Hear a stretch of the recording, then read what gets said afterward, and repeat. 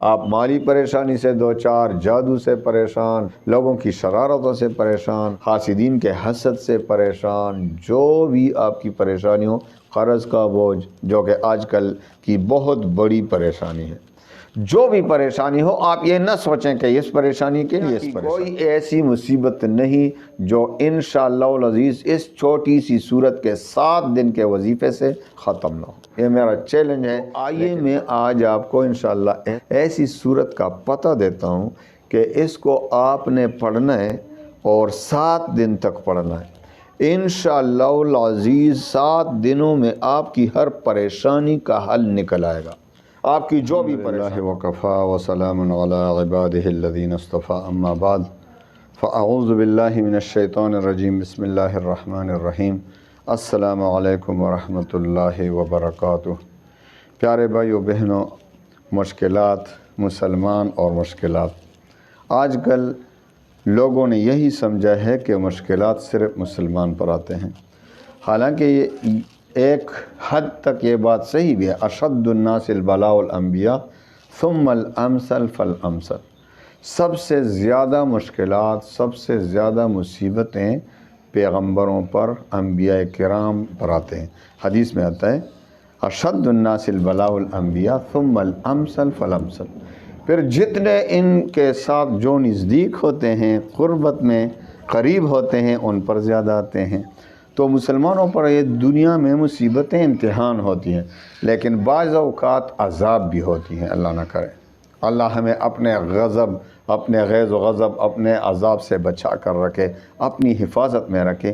چونکہ ہم کمزور ہیں، عاجز ہیں، اللہ سے مصیبت نہیں مانگے گی، اللہ سے امتحان نہیں مانگیں گے کہ بھئی دعا کریں کہ ہم پر امتحانات آئے۔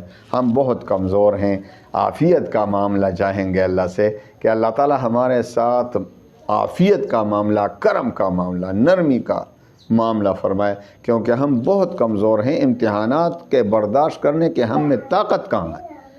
تو ہرگز یہ دعا نہ کریں کہ اللہ تعالی ہم پر امتحانات زیادہ لائے کہ ہمارے درجے بلند ہوں۔ یہ پشاور میں ایک شخص تھا، اس نے یہی کہا تھا، دعا مانگی تھی، اور دعا کی قبولیت کے لیے بھی بعض اوقات گھڑیاں ہوتی ہیں جو قبول ہو جاتی ہیں۔ اس نے دعا مانگی تھی کہ اے اللہ مجھ پر ایسے امتحان آ جائیں، ایسے امتحانات آ جائیں کہ جس طرح ابراہیم علیہ السلام پر آئے تھے۔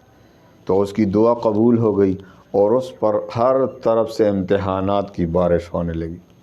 تو اب کیا، وہ اب اپنے کیے پر، اپنی دعا پر نادم، اپنی دعا پر استغفار کریں، یا اللہ میں نے تو ویسے مذاق میں کہا تھا، اس پر ایسے امتحانات آئے۔ تو ہم میں یہ برداشت کہاں ہے؟ ہم تو کمزور، عاجز انسان ہیں، ہم تکلیف برداشت ہی نہیں کر سکتے، بیماری برداشت ہی نہیں کر سکتے۔ تو اللہ سے عافیت مانگے، ہرگز امتحان کی دعا نہ کریں۔ ہم جو ہے برداشت نہیں کر سکتے۔ اللہ تعالیٰ ہمارے جو بیماریوں کی جو نعمتیں ہیں، تکالیف کی نعمتیں ہیں، جس سے ہمارے درجے بلند ہوتے ہیں، ہمارے گناہ معاف ہوتے ہیں، ہم یہی دعا کریں گے اللہ تعالیٰ ہم کمزور ہیں، ہمارے درجے اپنے فضل سے بلند فرما اور ہماری گناہ اپنے فضل سے معاف فرما، ہمارے ساتھ کرم کا معاملہ فرما، اور ہماری جو بیماریاں، تکالیف، مصائب ہیں، پریشانیاں ہیں، اس کی جو نعمتیں ہیں، پریشانیوں اور بیماریوں کی نعمتیں، اللہ تعالیٰ عافیت کی نعمت میں بدل دے۔ اسی طرح دعا کریں۔ تو آئیے میں آج آپ کو انشاءاللہ ایسی صورت کا پتہ دیتا ہوں کہ اس کو آپ نے پڑھنا ہے اور 7 دن تک پڑھنا ہے۔ انشاءاللہ العزیز 7 دنوں میں آپ کی ہر پریشانی کا حل نکل آئے گا۔ آپ کی جو بھی پریشانی ہو، آپ پریشان ہیں، آپ غمزدہ ہیں کسی چیز سے، یا ویسے ہی آپ پریشان ہیں، آپ مالی پریشانی سے دو چار، جادو سے پریشان، لوگوں کی شرارتوں سے پریشان، حاسدین کے حسد سے پریشان، جو بھی آپ کی پریشانی ہو، قرض کا بوجھ جو کہ آج کل کی بہت بڑی پریشانی ہے، جو بھی پریشانی ہو، آپ یہ نہ سوچیں کہ اس پریشانی کے لیے اس پریشانی، دنیا کی کوئی ایسی مصیبت نہیں جو انشاءاللہ العزیز اس چھوٹی سی صورت کے 7 دن کے وظیفے سے ختم نہ ہو۔ یہ میرا چیلنج ہے، لیکن آپ نے صحیح طریقے سے عمل کرنا ہے۔ जिस तरह मैं बता रहा हूँ उसी के मुताबिक आपने अमल करना है और फिर 7 दिन में देखना है, 7 दिन उस पर अमल करना है और फिर देखना है कि किस तरह आपकी परेशानी जिस हाजत के लिए पढ़ोगे इंशाअल्लाह तीर बहदब काम करेगा और आपकी हाजत पूरी हो जाएगी। तो आइए वजीफ़े की तरफ आते हैं। सबसे पहले शराइत पर अमल करना है। भाई बग़ैर शराइत के वजीफ़ा किसी का भी आप पढ़ेंगे तो काम नहीं करेगा। आपको ये शराइत बताएं या न बताएं, बहुत से लोग इसलिए शराइत नहीं बताते कि फिर भाई लोग हमारे चैनल से फिर चले जाएंगे कि भाई ये तो बहुत बड़े सख्त शराइत बता देते हैं। तो अगर ना बताऊं तो आप वजीफ़ा पढ़ेंगे तो काम नहीं करेगा। तो मैं तो खैरख्वाही के तौर पर आपसे यही खैरख्वाही करता हूं कि आपका वजीफ़ा काम करे। आप जो भी जिसका भी वजीफ़ा पढ़ेंगे और ये 4 शराइत होंगी तो आपका वजीफ़ा काम करेगा। आपको वो इजाज़त ना भी दे तो काम करेगा। आप 4 शराइत होने चाहिए वजीफ़े के लिए। इजाज़त के लिए 4 शराइत। नंबर 1, 5 वक़्त की नमाज़। देखो आप 5 वक़्त की नमाज़ नहीं पढ़ते और टका टक वजीफ़े पढ़ रहे हैं, ये वजीफ़ा वो वजीफ़ा वो वजीफ़ा। नमाज का वक़्त है, नमाज नहीं पढ़ते, वजीफ़ा पढ़ रहे हैं।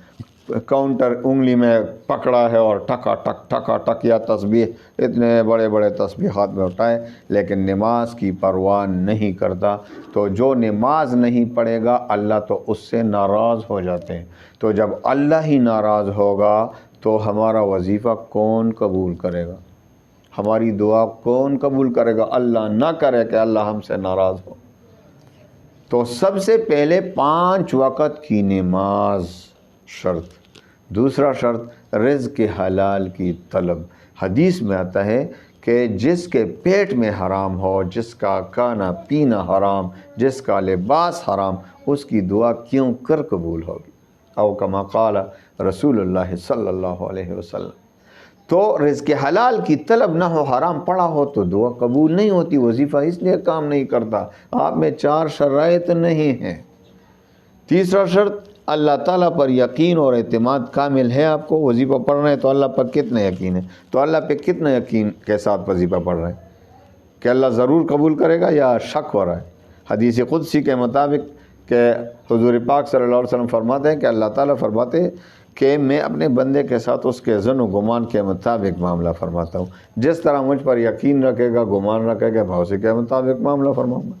तो जिस शख्स को अल्लाह पे यकीन कामिल हो, अल्लाह ताला उसके ज़न गुमान के मुताबिक मामला फरमा देते हैं, उसकी दुआ कबूल होती है। लेकिन जिसको शक हो रहा हो कि भाई मैंने तो यार बहुत से वज़ाए पढ़े, कभी कबूल ही नहीं हुई, चलो ये भी पढ़ता हूँ, तो उसको शक हो रहा है, तो शक की बुनियाद पर उसका वजीफ़ा रद्द हो जाता है।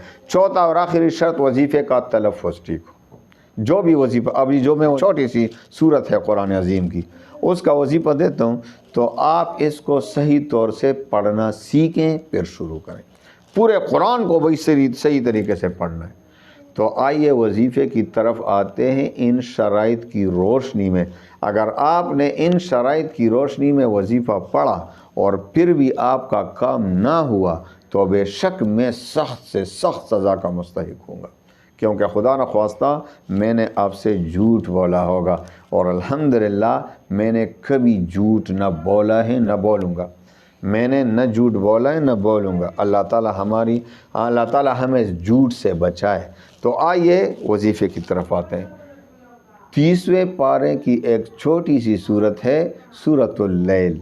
अऊज़ु बिल्लाहि मिनश शैतानिर रजीम, बिस्मिल्लाहिर रहमानिर रहीम। वल्लैलि इज़ा यग़शा वन्नहारि इज़ा तजल्ला वमा खलक़ज़्ज़कर वल उन्सा इन्न सअयकुम लशत्ता फ़अम्मा मन अअता वत्तक़ा वसद्दक़ बिलहुस्ना फ़सनुयस्सिरुहु लिलयुस्रा। तो पूरी सूरत छोटी सूरत है, तो पूरी सूरत को आपने पढ़ना है और इंशाअल्लाह अज़ीज़ कितनी बार पढ़ना है, 7 दिन तक अमल करना है और रोज़ाना अव्वल 2 रकात सलात हाजत, फिर 11 बार दुरूद शरीफ और 70 मरतबा यह सूरत, 70 मरतबा सूरतुल लैल 30वें पारे की सूरत 70 मरतबा पढ़ के आखिर में फिर 11 बार दुरूद शरीफ और फिर खूब दिल से दुआएं मांगे। इंशाअल्लाह एक ही वजीफ़े से ایک ہی دن میں آپ کے تمام غموم پریشانیاں ختم، دل میں خوشی، آپ کی تمام حاجات پوری، انشاءاللہ العزیز آپ کی تمام جو ٹینشن ہے وہ بالکل ختم ہو جائے گی اسی وقت۔ لیکن آپ نے 7 دن تک مسلسل اس پر عمل کرنا ہے، اور پھر دیکھیں کہ انشاءاللہ تیر بہدف آپ کی حاجت پوری ہو جائے گی، غم آپ سے دور، پریشانی آپ سے دور، مالی ٹینشن، قرض کا بوجھ، انشاءاللہ سب پریشانیوں کا حل، اور آپ خوشیوں کی زندگی گزاریں گے۔ بس پھر اس کے بعد کیا ہے، روزانہ کم از کم 3 بار روزانہ سورۃ اللیل کو اپنا وظیفہ بنائیں کہ سورۃ اللیل کو روزانہ کم از کم 3 بار پڑھنا ہے۔ انشاءاللہ العزیز ساری پریشانیاں خود بخود چلتی رہیں گی، جاتی رہیں گی، اور آپ کو خوشیوں والی زندگی، مالداری والی زندگی، اور انشاءاللہ قرضوں سے نجات والی زندگی مل جائے گی۔ اللہ تعالیٰ تمام مسلمانوں کے غموم ہموم پریشانیوں کو خوشیوں میں بدل دے۔ وآخر دعوانا ان الحمد للہ رب العالمین۔